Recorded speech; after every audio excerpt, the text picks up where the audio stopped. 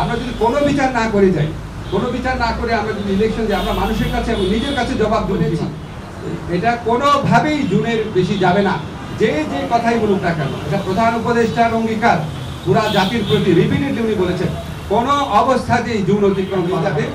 ওনারা বলেছেন যে বিএনপি বাংলাদেশে গত 15 বছর যাবৎ দৃঢ়বিচ্ছিন্নভাবে নির্যাতিত হয়েছে। অবশ্যই আমরা সেটার প্রতি আমরা শ্রদ্ধাবোধ দেখিয়েছি এবং এটা অবশ্যই ওনারা কারেক্টলি বলেছেন। ওনারা বলেছেন যে ওনারা যে দলের যে সংস্কার ভাবনা যেটা এটা বহু পুরানা, ওনারা সবসময় সংস্কারপন্থী দল, আমরা এটা এগ্রি করেছি। অবশ্যই বিএনপি সবসময় সংস্কারের কথা বলেছেন।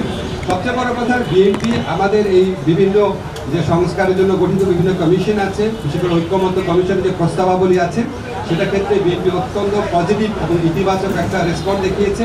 তারা বলেছেন যে তারা এই 2-3 দিনের মধ্যে ঐক্যমত্য কমিশনের সাথে মিটিংয়ে বসছে এবং অধিকাংশ সংস্কার প্রস্তাবের সাথে তারা ঐক্যমত পোষণ করে এবং জুলাই চার্টার খুব দ্রুত প্রণীত হয়ে যাবে, এটা তারাও আমাদেরকে আশ্বাস দিয়েছে।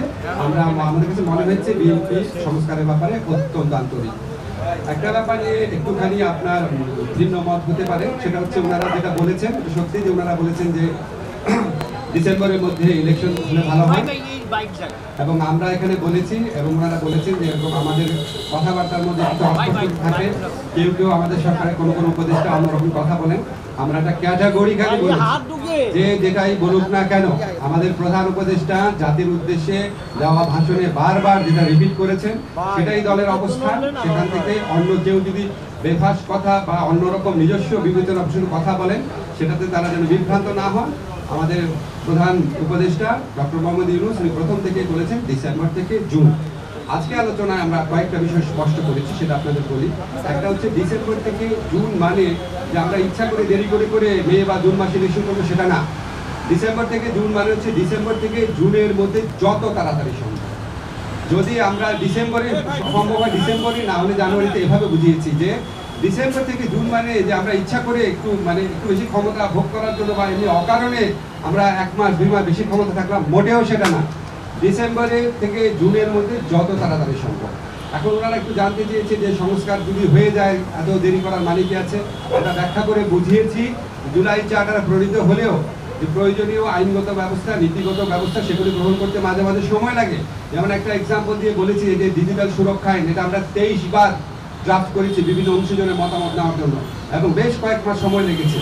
সেজন্য আমরা বলছি আমরা তো পিন পয়েন্ট করতে পারবো না। জুলাই চার্টার পরিণত হওয়ার পর কোন আইনটা কতদিনে হয়ে যাবে, কারণ আমরা তো অংশীজনের সাথে কথা বলবো, ব্রড কনসালটেশনের ভিত্তিতে করবো। আরেকটা বিষয় আমরা বলেছি যে আমাদের তো একটা জনগণের তো একটা আকাঙ্ক্ষা আছে যেন আমরা বিচার করে যাই। আজকে বাংলাদেশে এত হাজারের বেশি তরুণ জীবন দিয়েছে, আর প্রায় 50-60 হাজার মানুষ আপনার শারীরিকভাবে পার্মানেন্টলি ক্ষতিগ্রস্ত হয়েছে, চোখ হারিয়েছে। তাদের যে বিচারের যে দাবি, এটা তো এই গণ অভ্যুত্থানের অন্যতম প্রধান আকাঙ্ক্ষা আছে। তা আমরা যদি কোনো বিচার না করে যাই, কোনো বিচার না করে আমরা যদি ইলেকশন যে আমরা মানুষের কাছে এবং নিজের কাছে জবাব দেবো কীভাবে? ফলে শুধু ইলেকশনটা সংস্কার, নির্বাচন, ইলেকশনের ব্যাপারটা সংস্কার, বিচার এবং আমাদের সরকারের গৃহীত কিছু পদক্ষেপের উপর নির্ভর করে। এই জন্যই ডিসেম্বর থেকে জুন টাইমলাইনটা বলা হয়। কিন্তু আমরা ক্যাটাগরিক্যালি বলেছি এটা কোনোভাবেই জুনের বেশি যাবে না। যে যে কথাই বলুক না কেন, এটা প্রধান উপদেষ্টার অঙ্গীকার পুরা জাতির প্রতি রিপিটেডলি উনি বলেছেন কোনো অবস্থাতেই জুন অতিক্রম করা হবে না। নাম্বার 1।